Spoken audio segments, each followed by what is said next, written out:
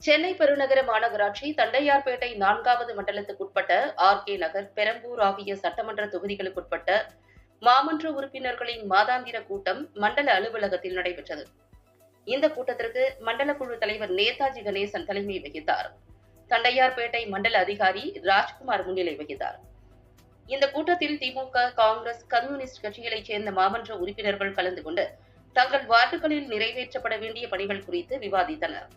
மேலும் தங்கள் வார்டுகளில் உள்ள குறைகளை எடுத்துக் கூறினர். இந்த குறைகளை சரி செய்து தரக்கோரி மண்டல குழு தலைவர் நேதாஜி கணேசன் அதிகாரிகளிடம் கேட்டுக் கொண்டார். இந்த கூட்டத்தில் 11,20,00,000 மதிப்பீட்டில் 44 தீர்மானங்கள் நிறைவேற்றப்பட்டன. இதில் முக்கிய தீர்மானமாக 34வது வார்டுக்குட்பட்ட சோலையம்மன் கோவில் தெருவில் 32 லட்சம் ரூபாய் மதிப்பீட்டில் தார் சாலை அமைப்பது, எம்.கே.பி. நகர் வடக்கு சாலையில் உள்ள முஸ்லிம் மயான பூமியை புதுப்பிக்க 35 லட்சம் ஒதுக்கப்பட்டுள்ளது.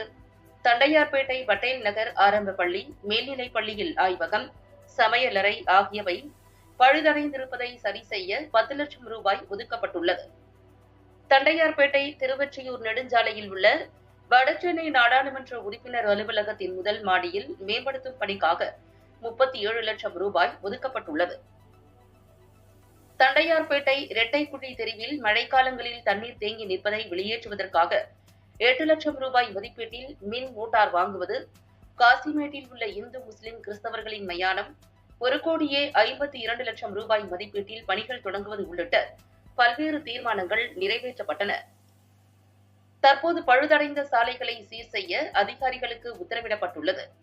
இக்கூட்டத்தில் மண்டல அலுவலர் ஏ. ராஜ்குமார், மண்டல செயற்பொறியாளர் சி. திருநாவுக்கரசு, குடிநீர் வாரிய பகுதி பொறியாளர், சுகாதார அதிகாரி, வருவாய்த்துறையினர், மின்சாரத்துறையினர், பாலாஜி, ஊழியர்கள், மாநகராட்சி அதிகாரிகள் உள்ளிட்டோர் கலந்து கொண்டனர். பப்ளிக் நியூஸ் டிவி செய்தியாளர் கிருஷ்ணகுமார்.